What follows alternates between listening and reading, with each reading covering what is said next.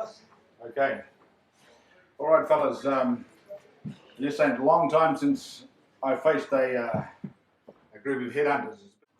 I'll move now to what I'm really on about, and that's people getting shot.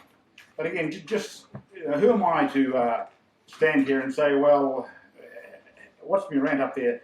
He doesn't know what it's like being shot front line when there's somebody with a gun, they're going to shoot him. Well, again, life for me in the police was pretty bizarre. It just sort of happened like this for me. One day, there was a bank robbery, so I get a couple of cops and we drive out to Beagle Avenue in Mount Albert, a cordoned area where the bandit had apparently run away. Pull up, stop the car, I get out, and on that side of the street didn't see him, the bandit of the shotgun, and he lets it go. Well, it was only across the road. He missed. Unbelievable. I had a gun. I didn't shoot him. He was later charged with attempted murder on me. But I say to you, I'm going to comment now on police at the scene of a shooting and shooting people. I've been shot at with a shotgun just across the road. A couple of weeks later, or months later, near the end of my time in the police, duty inspector, I drive into Lawn Street. Guy runs out in front of me, just robbed the bank. And he's got a shorn-off shotgun and he dropped all his money.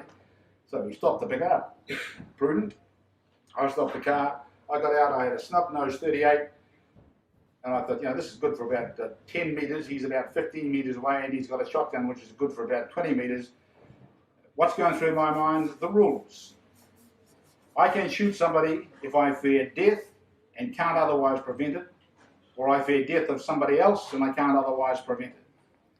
So I'm doing all the sums here, and I'm thinking about my kids and shit, you know, you can't miss with that and this thing, or whatever. Anyway, I said, put it down, pal, put it down. He put it down.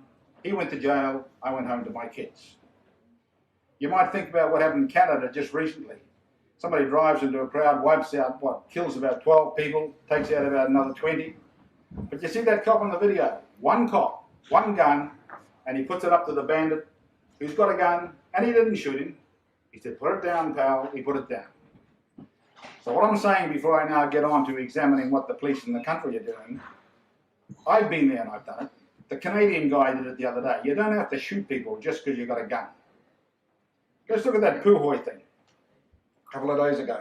We read, guy with a machete chases these guys, these two cops. Then we read, boom, boom, boom, boom, boom. They're both 6 shots each. All the bullets are gone. You can imagine, cops have been chasing them all over town. The adrenaline's pumping, whippy. The guy gets out of the car. They fire the bullets. They hit him 4 times, once in the back. To me, that suggests that this wasn't somebody with a machete charging the cops. Probably somebody, and by all accounts, mentally disturbed, walking or running away with a blunt pocket knife, and they shot him in the back. Now, why are these things happening? Because this thing called the Police Complaints Authority comes along. It is what examines these things we're talking about. I was on the initial Police Complaints Authority.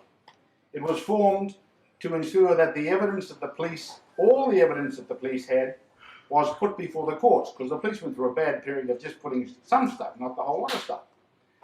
It was never designed to be a court, but progressively it has taken over, and it does the inquiry to decide whether or not a cop or somebody's actions are culpable and need to go before the courts.